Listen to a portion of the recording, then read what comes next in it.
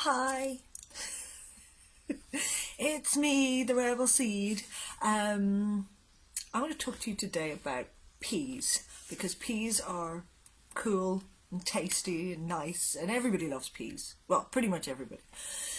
Humans have been eating peas for over 10,000 years. They have been found by archaeologists.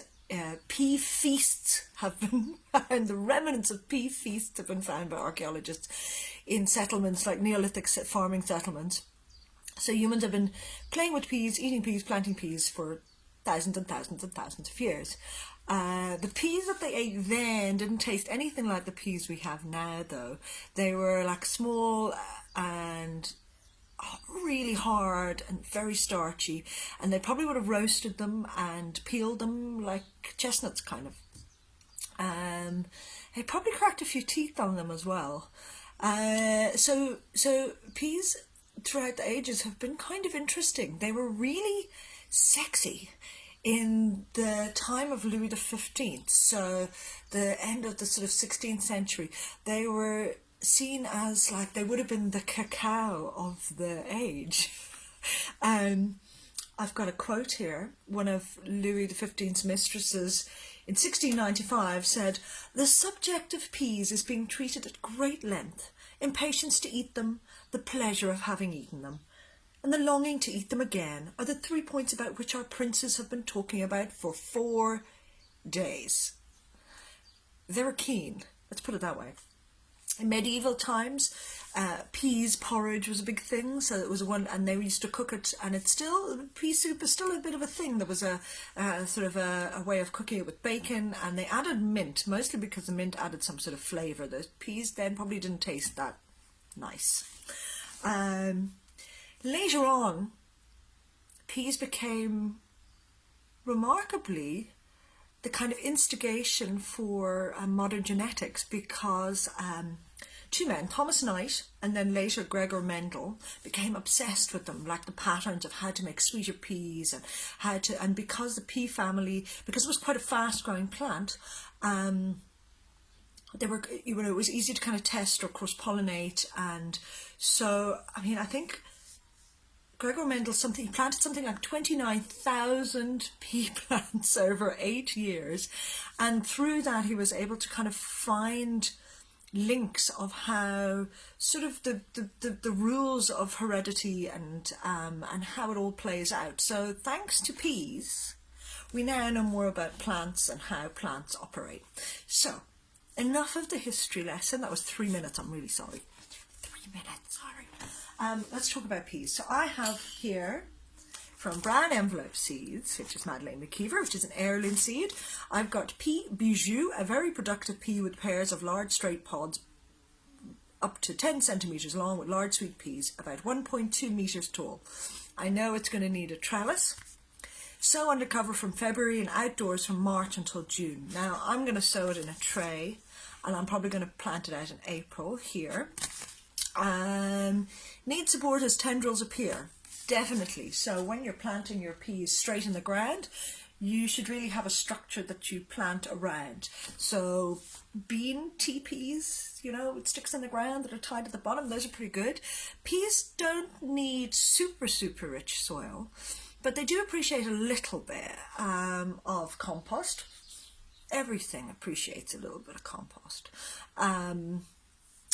So when you're planting your peas, and the rule of thumb with seeds is that you plant them twice the depth of the size of the seed.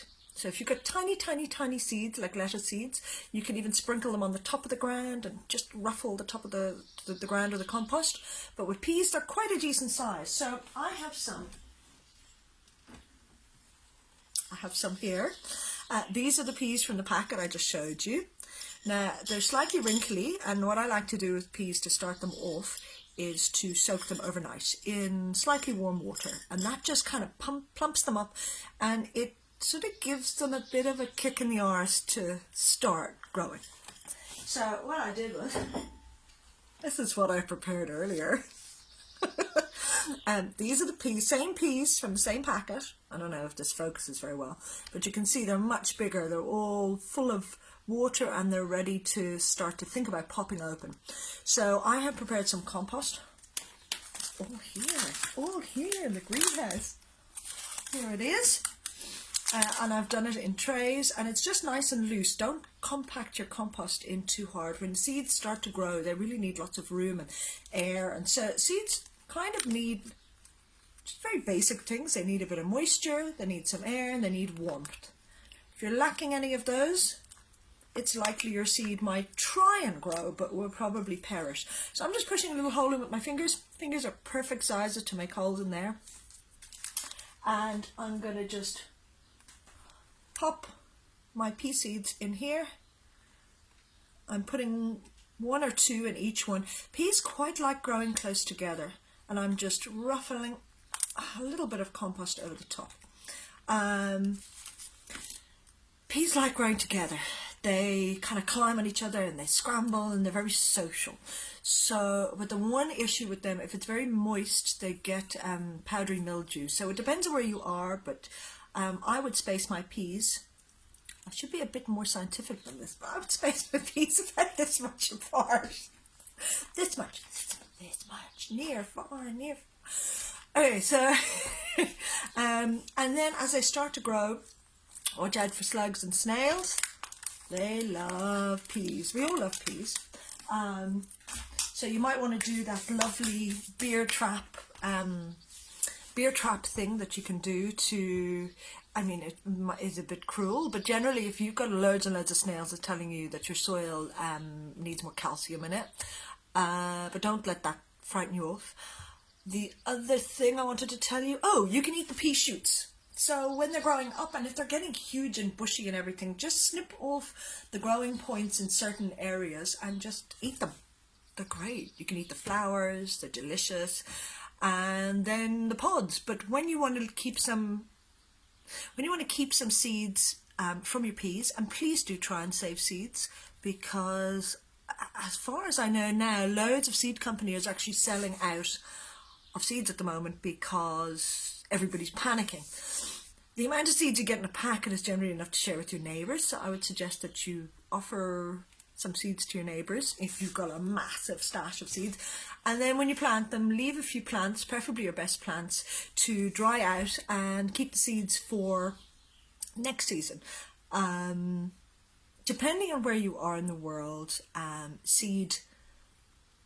planting peas, it can be, so now in Ireland, they can actually go all year round if you've got a polytunnel, but it's a good time now for Ireland and Europe, and most of Europe. And then if you're in the southern hemisphere, which I know a lot of you are, you can get different seasons out of peas. So you can start a batch in sort of August and get them going undercover and get them up and running for September, October. You can start some now. They're actually they don't mind a bit of cool weather. They mustn't get frosted. So you could probably get some going under a bit of cover or in a greenhouse or a polytunnel or summer sheltered, and you will definitely get something to eat out of them. So that's it for me about peas. If you have any special requests about any plants or things you want to know, let me know. Just send a message underneath and I will respond as soon as I can. I'm busy gardening a lot, but I'm going to try and do something every couple of days. Might be every day if I'm feeling like really up there. So yeah, I hope you enjoyed it. I will try and find somewhere else other than under the yucca.